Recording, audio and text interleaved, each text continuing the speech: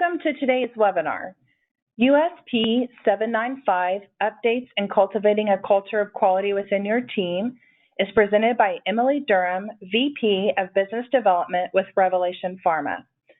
Emily is a lifelong compounding and pharmacy technician activist who has spent the last 16 years of her career advocating for continued access to independent and compounding pharmacies. She has worked directly with dozens of compounding pharmacies throughout her career in a variety of compounding technician and business development roles, which allows her to bring a unique perspective to the art and business of compounding. She has served as the chair of the Academy of Pharmacy Technicians for Georgia Pharmacy Association and is currently an active committee member of the Alliance for Pharmacy Compounding's Technician Services and Communication Committees.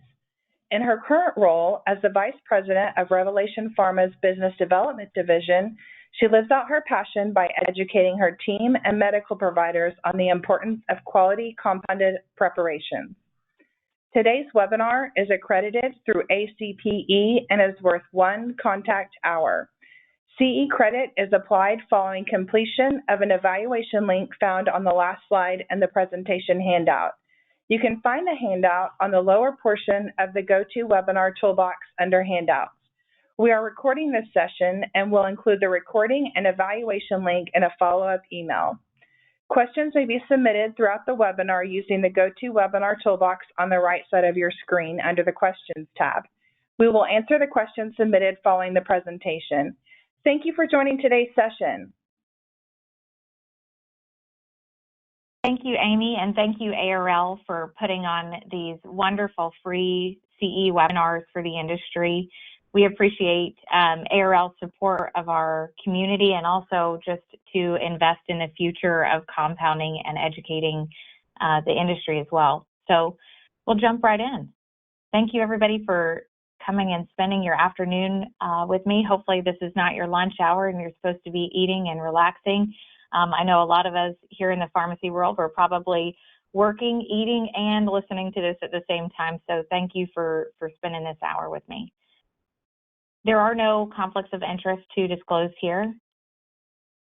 Also, as Amy mentioned, there is 1 live CE hour that will be available after, and we'll tell you how to claim that at the end of the session. So for today's session, we're going to discuss some of the high-level updates of USP 797. We're also going to talk about some practice pearls and some ways to produce a quality-driven culture, whether it be through leadership, establishing regular meetings, how to structure those meetings. We'll kind of go through some of those practice pearls of experiences that I've had of working with several pharmacies now over the years and in different varying stages of the development of USP. We're going to explain how USP can be communicated to providers and to the general public. And then I'm going to sprinkle in some practice pearls on enhancing, the efficiency and also your meetings within the non-sterile lab. So first, before we jump into everything and the updates, let's talk a little bit about USP. So USP is an independent scientific nonprofit organization focused on building trust in the supply of safe quality medicine. So they don't enforce the standards, they just recommend and produce the standards. This is all up to the state board, and so anything that we talk about today, it's always good practice to if something stands out today, go and speak with your state board of pharmacy to confirm that this is part of the standard that they're going to introduce. Another important definition that came up throughout the chapter is should and must. As a reminder, should is recommended, must is required. And then let's just dive in for a second into the history. So USP was founded in 1820, and then in 1906, they became recognized for purity, strength, and quality. And it wasn't until 1984 with the Drug Price Competition and Patient Restoration Act that it became required for generic manufacturers and really all drugs to meet standards to identify strength, purity, and quality. So USP just establishes those specifics and testing methods for manufacturers. That goes all the way to the brand manufacturers as well as the compounders. The chapter that we're going to discuss today is USP 795. It became effective on November 1st, 2023. I have a question. So when was the last major revision of USP Chapter 795? I don't know if I can see here in the chat box if anybody could throw in that answer.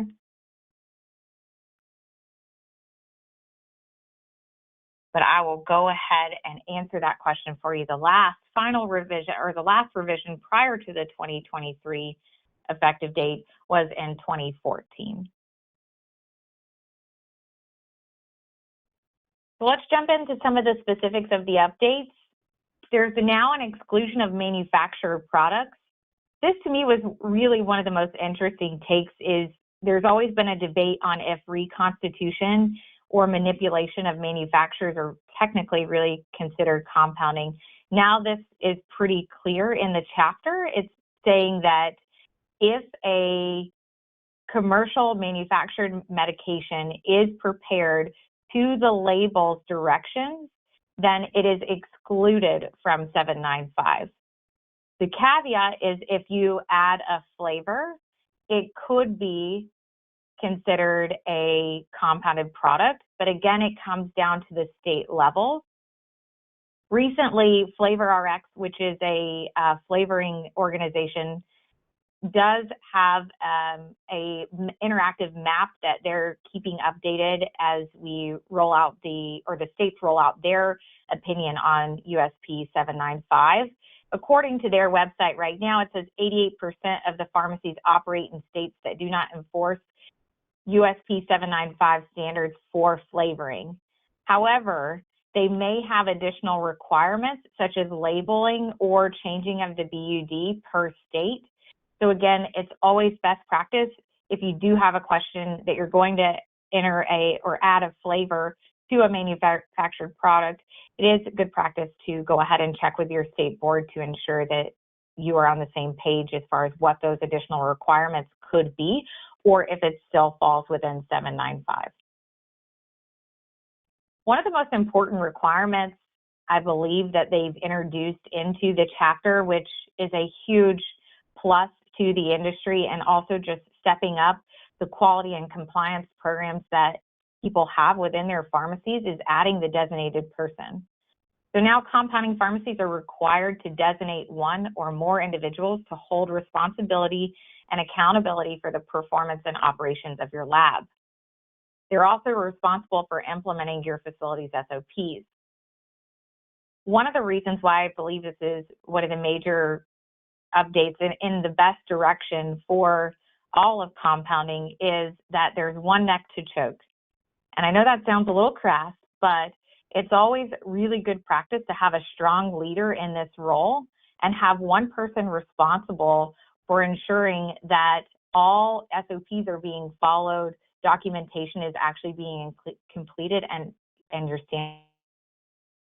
So I put a practice pearl in here. When selecting your DP, you need to prioritize choosing a leader, whether it be a pharmacist or a pharmacy technician, that's recognized for their adherence to your mission, compliance, and quality before it was a requirement to have a designated person. I think likability and leadership is important, but in these cases, it's really important to prioritize the individuals that excel in navigating really challenging scenarios, but also can drive productivity, teamwork, and demonstrate a solution-oriented mindset.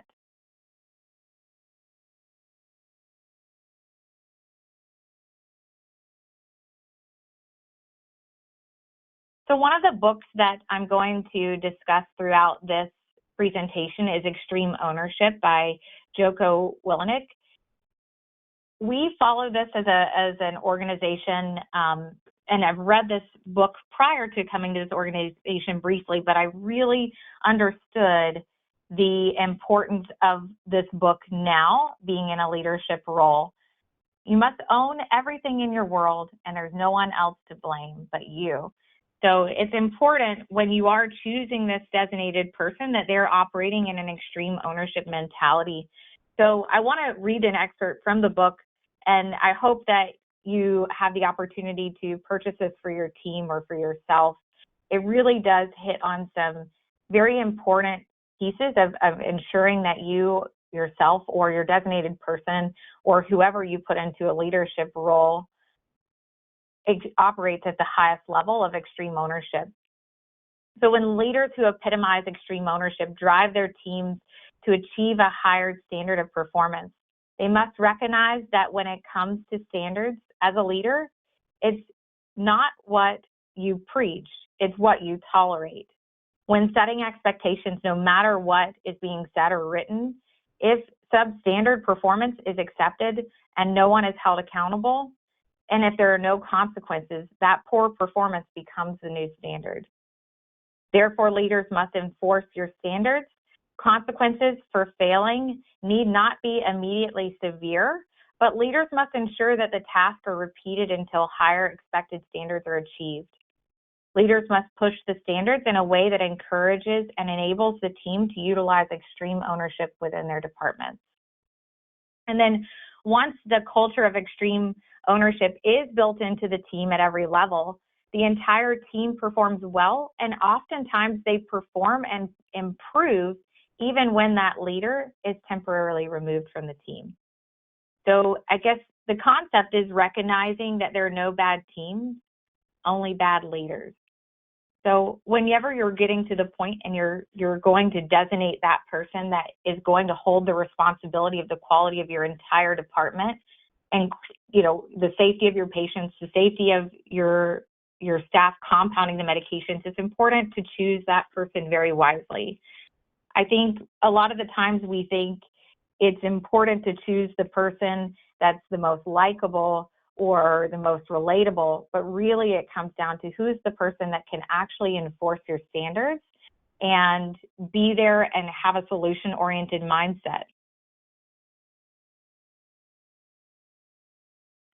Here are some of the requirements that are defined in the book, and I think they fit very, very well within compounding and within quality roles or any type of a leadership role. It's to set your ego aside, accept responsibilities for failures, attack weaknesses, and then consistently work to build a better and more effective team. Something that's really important to me and what I've recognized over the last couple of years, especially serving in a leadership role, is there's often times that things happen that are outside of our control. And taking a moment to self-reflect on, you know, what could we have done better, pick up our bootstraps, tie up our bootstraps, and get in there, accept the responsibility, figure it out, keep a solution-oriented mindset, keep going, and never be content. We're going to move into the next concepts of USP 795 updates. One of the other great additions to this chapter was requiring competencies and trainings. So previously there was no mention of how or how often to record and demonstrate these competencies.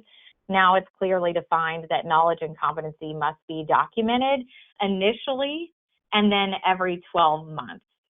And the requirement is for all staff who performs any type of compounding or if they're overseeing any type of compounding. Some of the core competencies that need to be documented every 12 months are hand hygiene, garbing, cleaning and sanitizing, handling and transporting components and compounded non-sterile preparations, measuring and mixing, proper use of equipment and devices selected to be used for compounding non-sterile preparations, and then documentation of the compounding process. We'll get a little bit further into that when we talk about MFRs and compounding records, but there's definitely a better definition of what needs to be done as far as training. And each training is required to be completed in 3 steps. And it's understand the requirement of the chapter, understand and interpret safety data sheets and certificate of analysis if applicable, and then read and understand procedures related to compounding duties. So all of that stuff is now clearly defined.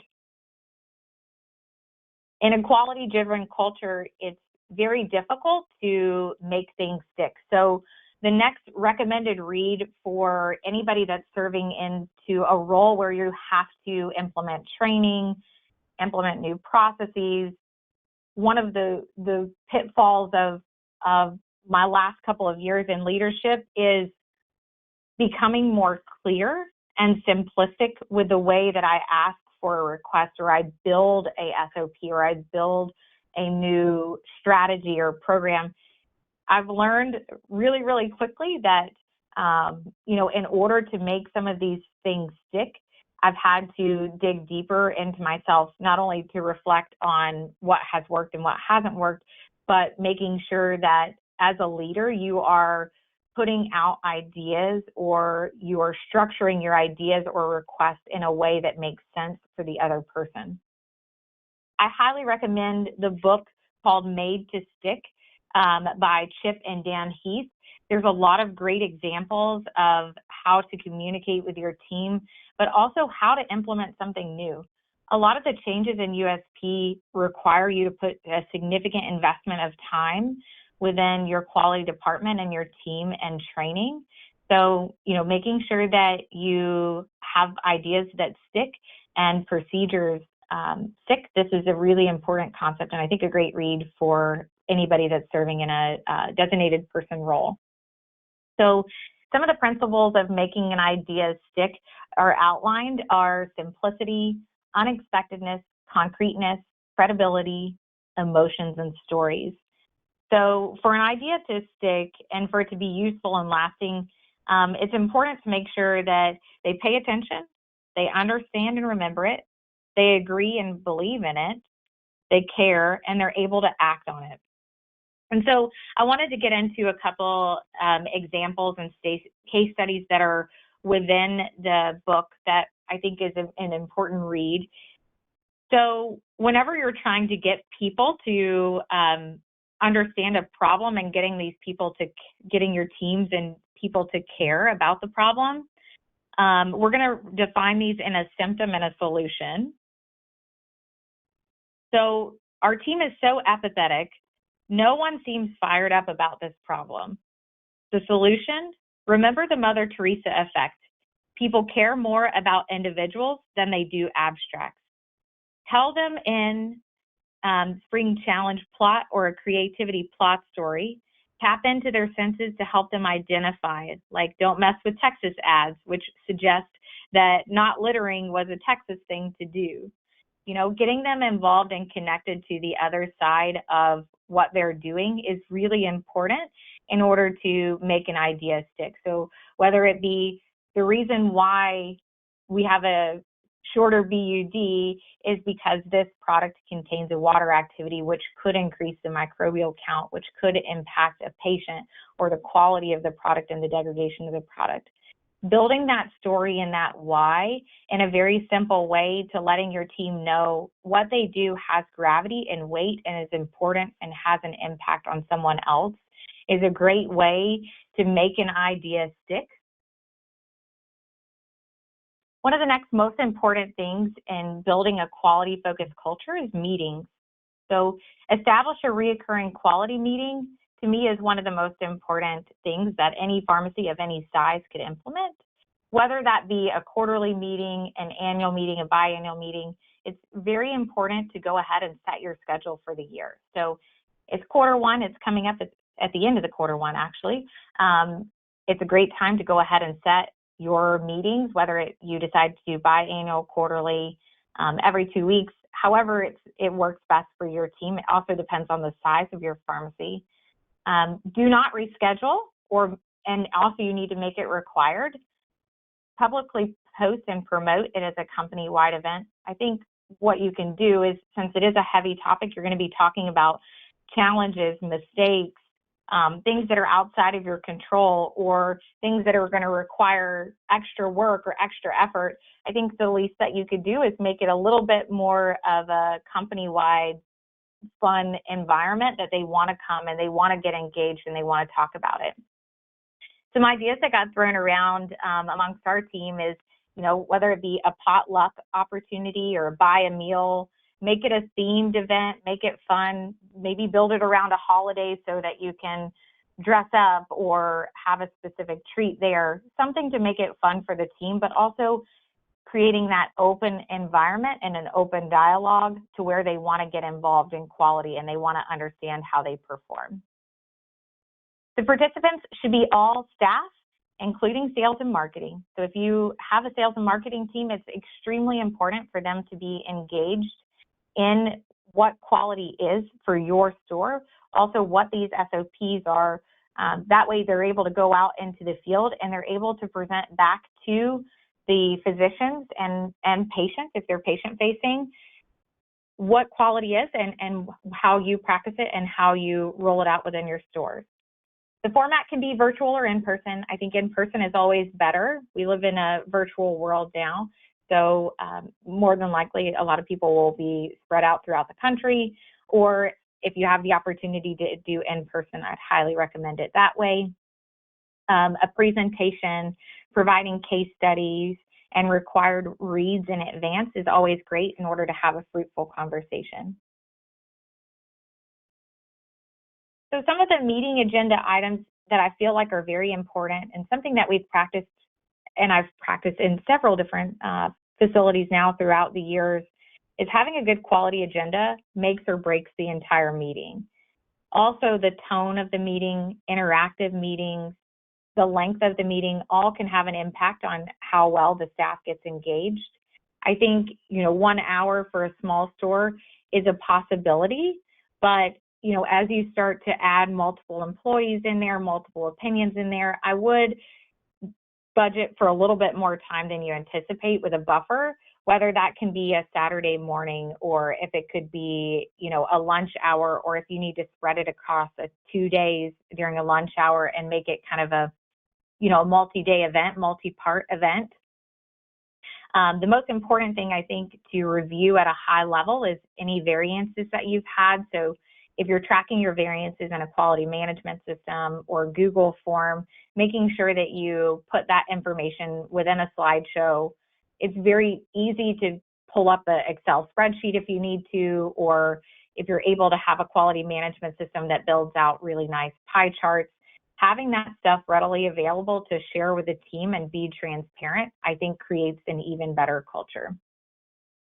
Discussing your corrective action plans or any non-conformancies, whether that be from a state board, FDA, whatever the body is, or even if it's internal, having that open dialogue and discussing those things can create an environment where people feel comfortable talking about their problems or talking about their mistakes. One thing that also is a fun interactive activity to do within these quality meetings would be a brainstorm session. Those can be timed.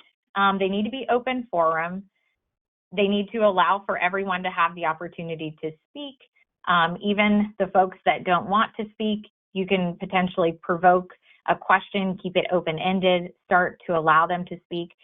I really like Post-it note exercises where you can write down what's working, what's not working, what do you need to eliminate? Do you need a new tool? Does your team need a new tool? Do they need additional training? It's a really good exercise to kind of put all the ideas out on Post-it notes and prioritize for the next couple of weeks, or also prioritize what do you need to invest in next. Really important to keep your state board updates as a standing agenda item. My favorite activity to do during a quality meeting is to review 483 case studies. You will tend to find trends, but you'll also tend to find things that maybe you can improve on yourself as well. So 483 case study reviews are always a great idea. If you can do your USP trainings and updates during this time period, it would also be a great way to keep your team organized. And then SOP updates and reviews will also be a great standing agenda item. Inspection readiness reviews, so anything that you need to prepare for, that you need to talk about, reminders on what a PCAB inspection looks like, what does a state inspection look like, what does a DEA inspection look like, making sure that your team is ready, and that's a standing agenda item of what it could look like. It could even be a mock inspection if you're able to invest in having someone do a mock inspection. And I think the most important of all of them is having a national facility and state license check chart ready to go at all times that allows you to see where's everybody's license, when does it expire, when does your facility license expire, when do you need to get new inspections, when do you need to do renewal of state licenses. I feel like this is one area that a lot of pharmacies, especially if you hold multiple state licenses or if you have multiple members of your team that are holding different licenses, it's really easy to let some of this stuff slide through the cracks. And so having that chart readily available and on your standing agenda item as something that you discuss and look at on a recurring basis will just keep yourself organized and keep the team understanding of what their part is, and keeping the facility and also their self-licensed. One of the things that I like to roll into the onboarding process of, hiring, bringing on a new sales team member or bringing on a new pharmacist is getting them involved. So whether that be they sign up for FDA alerts, PCAB alerts, state board alerts, signing up to be a member of Alliance for Pharmacy Compounding, getting your facility membership so that everybody in your facility is a member, and then also signing up for vendor alerts. So signing up for ARLs, webinars, making sure that you know what webinars are coming, know when you can get a newsletter from a vendor, whether it be an API vendor, a base vendor, testing vendor, whatever the case may be, getting yourself signed up to be informed on what's happening in the industry and your team informed and seeing those reoccurring newsletters will only build a better, more efficient culture, but also an informed culture for your team that will then trickle down into your prescribers and your patients. One other idea that I've practiced in another pharmacy over the years was somebody would own publicly posting the CE calendar. That would be where somebody would call up all the major vendors and say, hey, what CEs do you have this month?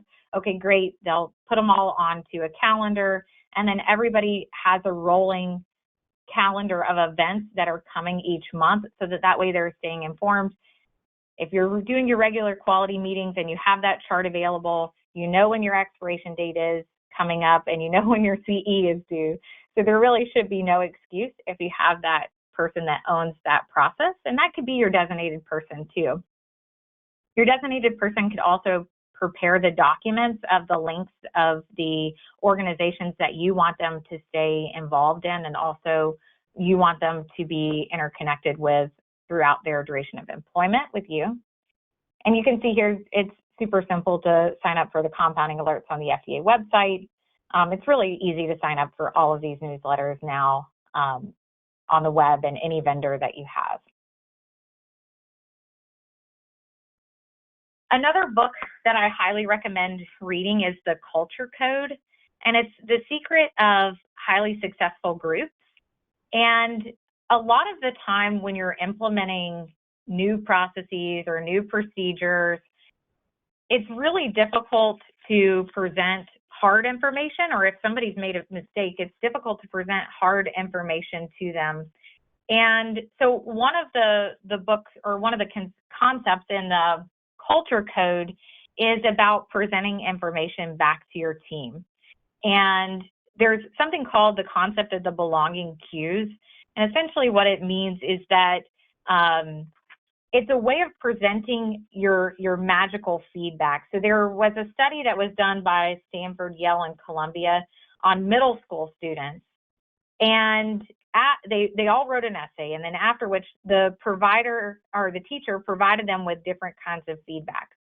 And the researchers discovered that one particular form of feedback actually boosted the students' effort and performance so immensely that they called it magical feedback. And the students who received it chose to revise their papers And there were far more often students who did not, their improvement went down, or their improvement significantly went up when they received the magical feedback versus any other feedback from that teacher. And it's not complicated, it's super simple.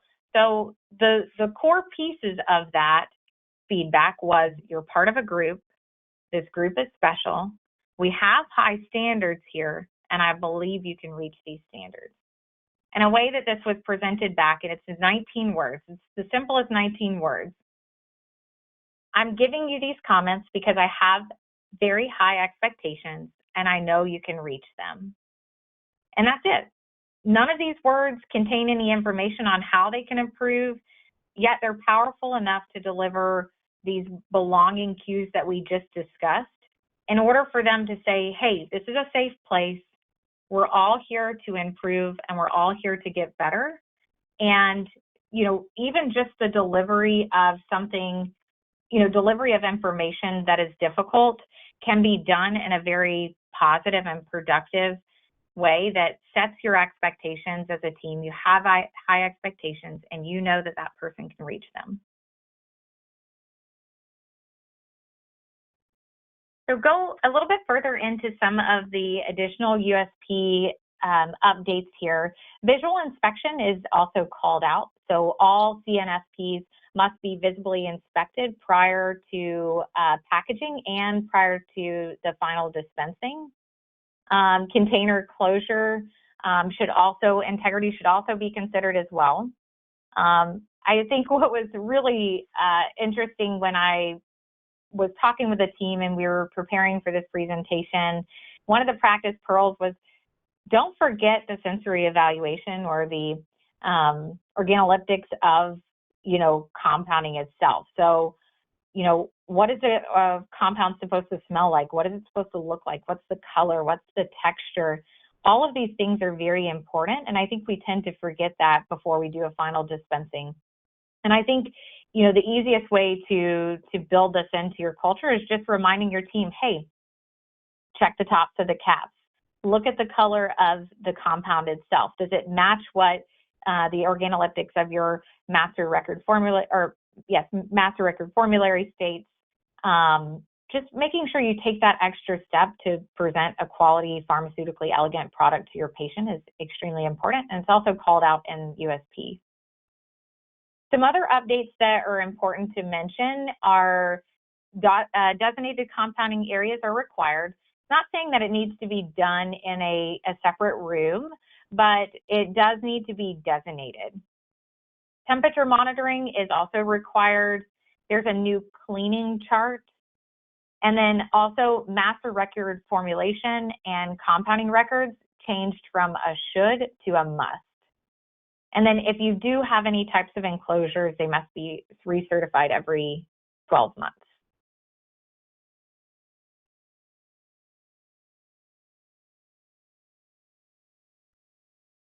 All right, so I think a common question that comes up, especially when you're educating your patients or you're educating new staff, are beyond use dates and expiration dates the same, true or false?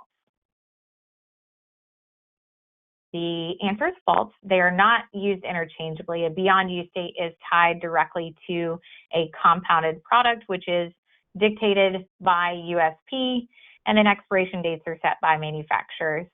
So I think that is a perfect segue into another important update that's having a major impact on patients. And I'm going to go into the water activity here. So water activity refers to the water present in a preparation, which is readily accessible to engage in reactions like hydrolysis and also creates conditions conducive for microbial growth. I think one of the practice pearls that I mentioned in the writings for Arcs Insider, but also that I would like for everybody to do for their technicians, for their pharmacists at your workstations is print the beyond use date charts to have them readily available. Having clarity on the water activity is something that should be praised upon for most folks.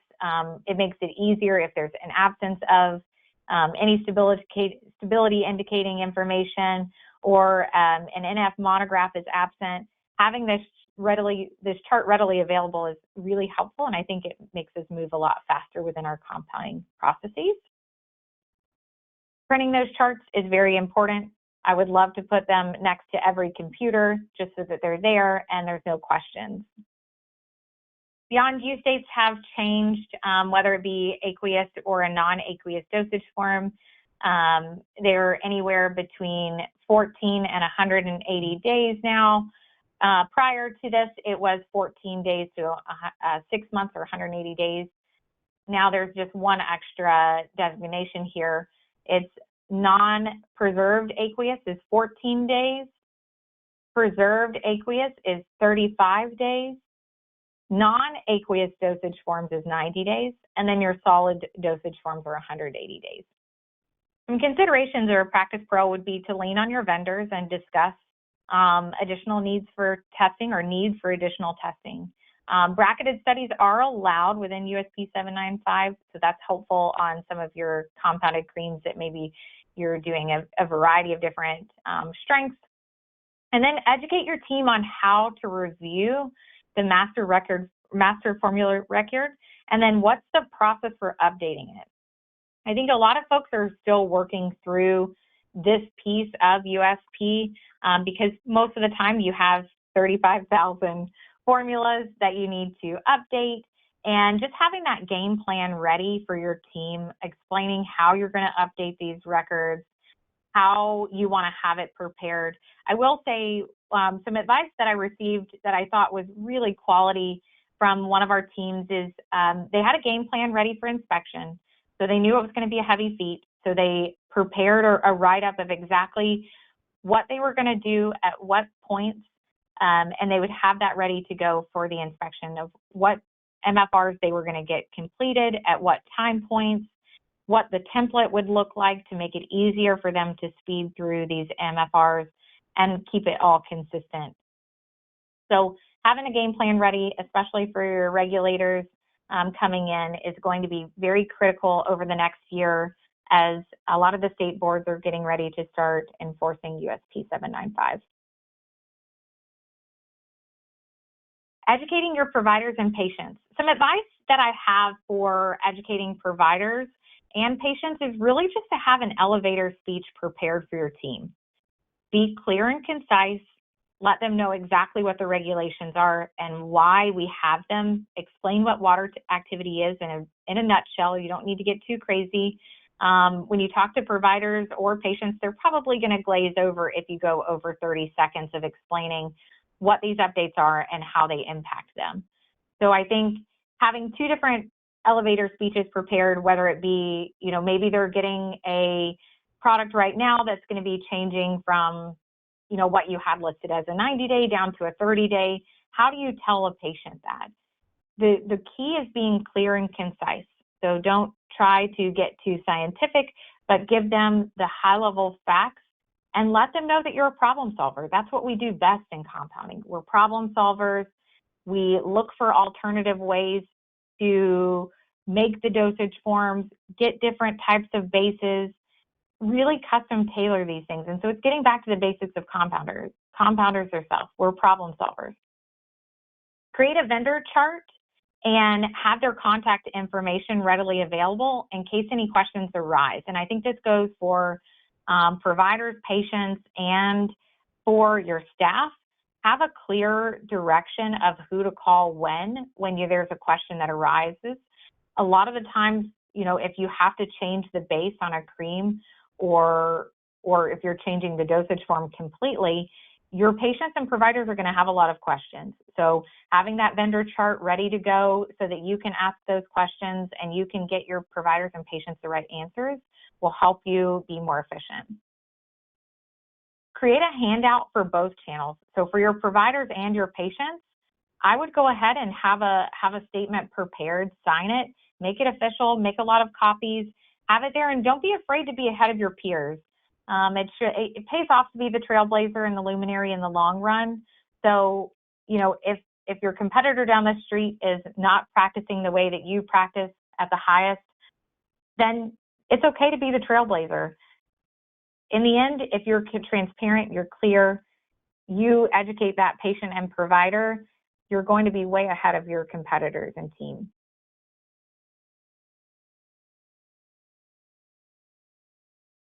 If you do put together a USP revision letter, just make sure you add references from your state board of pharmacy, what they're going to enforce, if they've decided not to enforce it, or if they are going to enforce it. I would definitely put that language directly from your state board in there. I would include any links that you can, whether it be from, to the USP update summary. There's a great summary page about the revisions on USP. It goes into great detail of the BUDs. It goes into great detail of why the changes exist. So just having those resources in that statement is going to be great. I think it's very important to reserve that last paragraph of the revision letter that you're going to put out to your patients and providers to talk about your quality department. Talk about what you're going to do. Talk about your track record. Talk about your meetings. Talk about your SOP development. Maybe you're putting in a new process or a new machinery, or you're hiring new staff, or you're investing in a new quality tool to utilize to make your pharmacy a better place. Go ahead and brag about yourself. This stuff is really difficult. It takes a lot of effort, a lot of time, and your expertise to the community, it means a lot. And I think, being transparent about what you're doing and bragging about yourself is okay. There's also some difficult conversations that you have to have when you're changing a beyond use state, whether, if it's an opportunity where there's not an alternative dosage form, or maybe you don't have the stability information that you need in order to extend the beyond use date, you may have to have some difficult conversations. So something that's really important is to remember to add in some SWIFT statements. So all that means is, so what's in it for them? Is there anything that you can offer that will make their life easier? Whether it be, let's say it's a 14-day BUD on a suspension. Can you offer any type of an auto refill program? Can you offer a discounted rate on shipping? Or will you offer to call them every, on the 10th day, every day, or every 10th day to make sure that they can get their medication in time? What can you do for them to make it a little bit less of a blow? That is always really helpful as well. My final quote here is from the Culture Code, and I think this is such a great book, but culture is not something that you are, it's something that you do. So think about everything that we've discussed here today. Just going in and laying down an SOP is not creating a culture. Going in and engaging your team, doing the fun ideas, having the meeting, getting them engaged, getting them talking about the things that you're implementing and the updates. This is what's going to create the culture. It's something that you do. It's something that you keep harping on over and over and over again, even outside of the rush of trying to get something done in an inspection. It's really important to foster a quality culture and something where people feel open and talking about their mistakes or talking about improvements, being honest with each other, having great, strong leadership that is not afraid to keep a solution-oriented mindset, give positive, productive feedback, and keep driving that process for your team. Here are the books that we reviewed today and some of the references that were used throughout this presentation. But I'd like to thank you for joining me this afternoon, and also thank you, ARL, for allowing me to speak on this important topic.